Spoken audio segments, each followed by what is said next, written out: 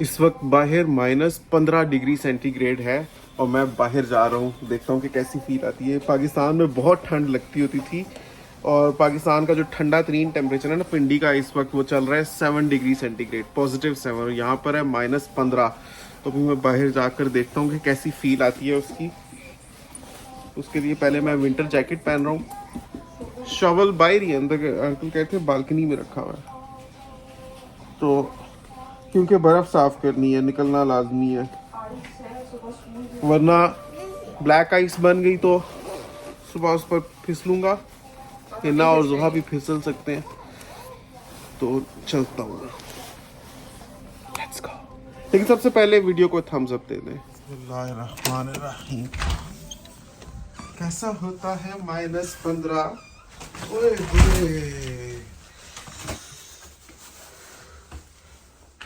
होए होए होए होए। अभी रात का वक्त है, रात के 11:15 हो रहे हैं इस वक्त। अच्छा, यहाँ से तो कुछ साफ है क्योंकि मैंने पहले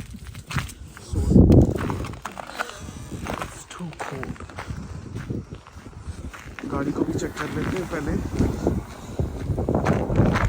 गाड़ी की क्या हालत है? गाड़ी तो ठीक लग रही है। अल्लाह तेरा शुक्र है, कितनी प्यारी गाड़ी तूने दी। एक वक्त था हम लोग बेयारो मदद का बस इसमें घूमते फिरते थे, गुजारा करते थे।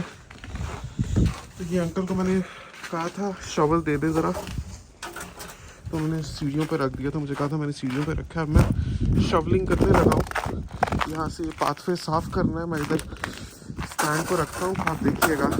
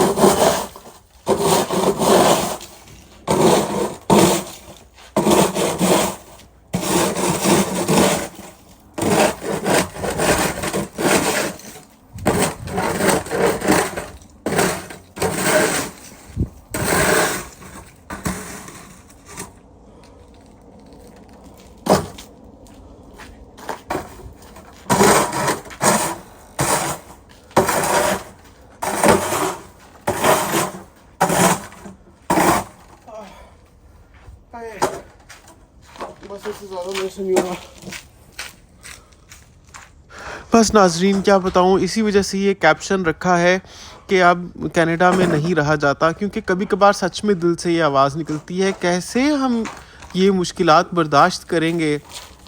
अभी तो पहला साल है, 11वां महीना है। क्या अगर हम कनाडा में रहते हैं तो सारी उम्र इसी तरीके से बर्फ़ साफ़ करना होगी? क्या हम कर पाएंगे? आज तो माशाल्लाह तंदुरुस्त हैं, जवान हैं, चलते फिरते हैं, कुव्वत बाजू है, तो साफ़ कर पाते हैं। क्या आगे भी ऐसा ही रहेगा? बस अब बाकी मैं ये सॉल्ट डाल रहा हूँ, इंशाल्लाह थोड़ी बहुत सॉल्ट से पिघल जाएगी बर्फ़। یہ خاص طرح کا سالٹ ہوتا ہے, کیمیکل کی برف نکلتی ہے. اور خدا نخواستہ اگر ہم برف صاف کرنے کے قابل نہ رہے تو کیا ہوگا. یہ بہت محنت طلب کام ہے. $7 کا ایک بیگ ملتا ہے.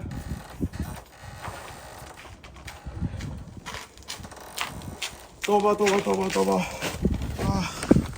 یہ دیکھیں میرے ہاتھ شل ہو گئے بالکل. شدید سردی میں باہر نکلنا, برف صاف کرنا, برف کو اکھاڑنا پڑتا ہے. میں 5 منٹ باہر رہا نا, مجھے فرسٹ بائٹ ہو جائے گی. نہیں تو پھر ہر 3 گھنٹے بعد نکل کے تازی تازی برف میں ٹھنڈے ٹھار موسم میں یہ میں نے سارا سالٹ ڈالا ہوا ہے سیڑھیوں پر بھی. شولنگ کریں تو پھر تو چلیں سنو ہوتی ہے, اسی وقت ہاتھ کے ہاتھ وہ سائڈ ہوتی جاتی ہے. لیکن ایک بار جم جائے تو اس کو اکھاڑنا بہت محنت طلب کام ہے. اوپر سے ہاتھ شل ہو رہے ہوتے ہیں, اکڑ رہے ہوتے ہیں ہاتھ, ایسے لگتا ہے جیسے فریزر میں رکھ دیے. لیکن پھر خیال آتا ہے کہ نہیں بلال, جیسے تیسے کر کے گزارا کرو, کیونکہ یہاں نہیں تو پاکستان میں بھی کوئی سکون نہیں ہے. پاکستان کی جو لائف ہے, جو بجلی پانی گیس کے مسائل ہیں, جو سیکیورٹی کے مسائل ہیں, جو اکانومیکل اور پولیٹیکل ٹرموائل ہے, پھر واپس سے ہمت بن جاتی ہے وہ چیزیں سوچ کے. ایسے لگتا ہے کبھی کبھی آگے کھو پیچھے کھائی. لیکن بہرحال ایسے نیگیٹو نہیں سوچنا چاہیے. اللہ تعالیٰ نے بہت نعمتوں سے نوازا, بہت فضل کیا ہے. کیا سردی ہے یار, توبہ توبہ توبہ, خوفناک. آپ کی ناک ریڈ ہو گئی ہے بالکل. 5 منٹ نہیں ہوئے مجھے باہر.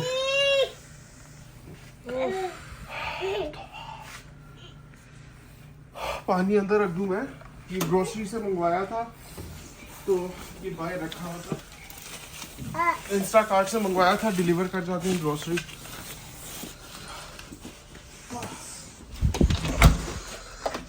ٹیمپریچر ابھی اور یہ 50 پہ ڈراپ ہو گیا. آپ نے ابھی جو 5 سیکنڈز کے لیے دروازہ کھولا, جو کریٹ لے کر آئے ہیں پانی, اب بڑھ رہا ہے. جی تو ویورز, رات کو سارے کاموں سے فارغ ہونے کے بعد میں سونے سے پہلے 3 کام کوشش کرتا ہوں کہ ضرور کروں اور باقاعدگی سے کروں. ایک, میں سورۃ الفاتحہ پڑھتا ہوں. دوسرا, میں سورۃ البقرہ کی آخری 3 آیات پڑھتا ہوں. اور تیسرا, میں سورۃ الملک پڑھتا ہوں. ویسے جیسے ہی آپ عشاء کی نماز پڑھ لیں اس کے بعد آپ کو سورۃ الملک پڑھ لینی چاہیے. کوئی بھی کام اگر آپ باقاعدگی سے کرتے ہیں تو اس کا اللہ کے ہاں بہت مقام ہے. اللہ اپریشیٹس لاٹ جو بھی کام آپ ریگولر بیسس پر کرتے ہیں. چاہے آپ تھوڑا کریں لیکن آپ باقاعدگی سے کریں تو اس کا آپ کی زندگی میں انشاءاللہ بہت اثر ہوگا. خاص طور پہ قرآن اور ذکر اور تلاوت کا تو آپ کی زندگی میں بہت اثر ہوگا ہی انشاءاللہ. تو اگر آپ مجھے دیکھتے ہیں کہ میں آپ کو ماشاءاللہ ایز اے پرسن یا جنرلی ٹینشن فری نظر آتا ہوں, یا آپ کو لگتا ہے ماشاءاللہ ہماری کینیڈا میں یہ جو جرنی ہے یہ آسان ہے, ایسے کہ ہمیں ماشاءاللہ اچھی جابز مل گئی. مجھے تو چھوڑیں, ہنا تک کو جاب مل رہی تھی, ایک جاب ملی, اس کے بعد مجھے دوسری جاب ملی ماشاءاللہ. تو یہ ساری چیزیں یہ اللہ کا فضل ہے. اور یہ چاہے میری نماز کی باقاعدگی کی وجہ سے ہو سکتا ہے یا دعاؤں کی اثر سے ہو سکتا ہے, کوئی بھی چیز ہے, لیکن آپ کو میکسیمائز کرنی ہے, یہ کوشش کرنی ہے کہ آپ اپنی زندگی میں پازیٹیو چیزوں کو ریگولر بیسس پر لے کر آئیں. ان کا انشاءاللہ آپ کی زندگی پر بہت گہرا اثر ہوگا. خاص طور پہ آج کل کے زمانے میں جب ہم دین سے دور ہوتے چلے جا رہے ہیں, جہاں ہر چیز کا انفلوئنس ایسا ہے کہ کہنا غلط نہیں ہوگا کہ دین پر چلنے والے لوگ الگ ہی نظر آتے ہیں. اس وجہ سے بہت ضروری ہے کہ آپ اپنی روٹس کے ساتھ جڑے رہیں, اپنے دین کی رسی کو مضبوطی سے پکڑے رکھیں.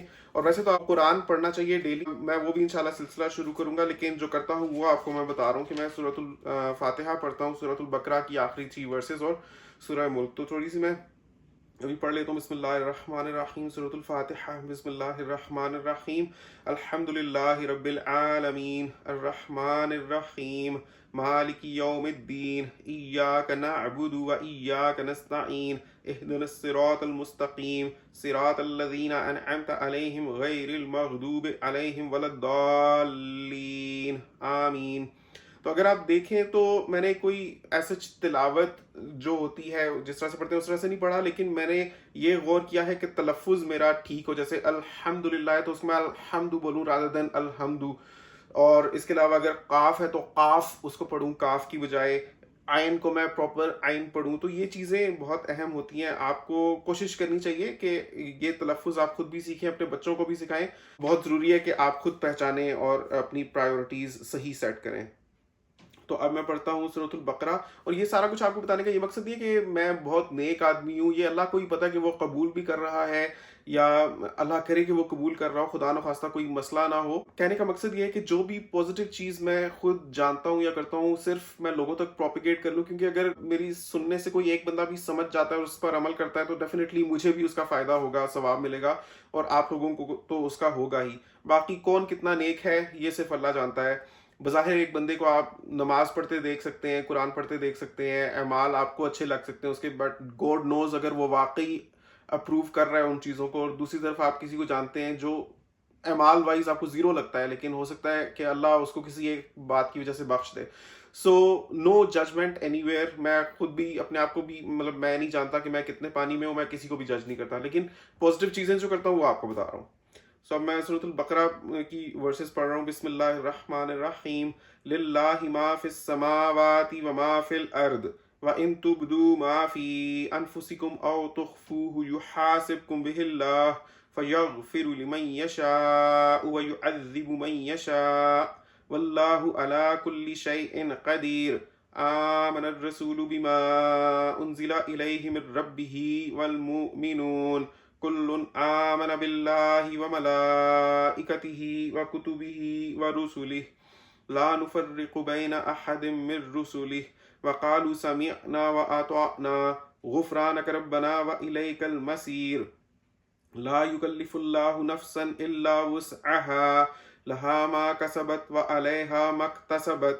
ربنا لا تؤاخذنا إن نسينا أو أخطأنا ربنا ولا تحمل علينا إصرا كما حملته على الذين من قبلنا ربنا ولا تحملنا ما لا طاقة لنا به واعف عنا واغفر لنا وارحمنا انت مولانا فانصرنا علی القوم الکافرین. تو یہ میں ورسز خاص طور پر اس وجہ سے پڑھتا ہوں کیونکہ ان کی بہت زیادہ فضیلت ہے.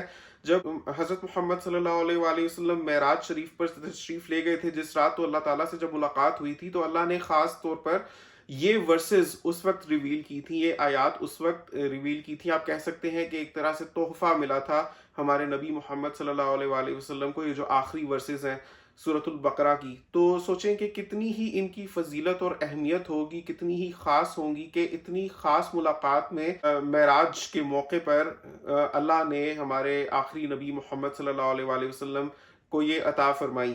تو ان کی فضیلت ورڈز میں بیان نہیں کی جا سکتی. تو بہت ویسے تو پورا قرآن ہی اوبویسلی فضیلت سے بھرپور ہے, لیکن جن چیزوں کا خاص طور پر مجھے پتہ چلتا ہے تو وہ میں خود بھی کرتا ہوں اور آپ کو بھی بتاتا ہوں اس کا.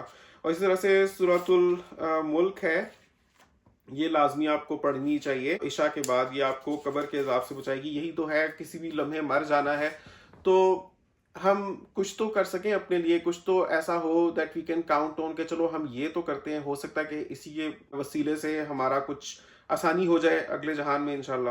اور اگر آپ یہ پڑھیں تو ریگولر بیسس پہ پڑھیں گے تو مشکل نہیں ہے, ایون سورۃ الملک بھی یاد ہو جاتی ہے اور سورۃ البقرہ آخری آیات تو بہت ایزیلی یاد ہو جاتی ہیں.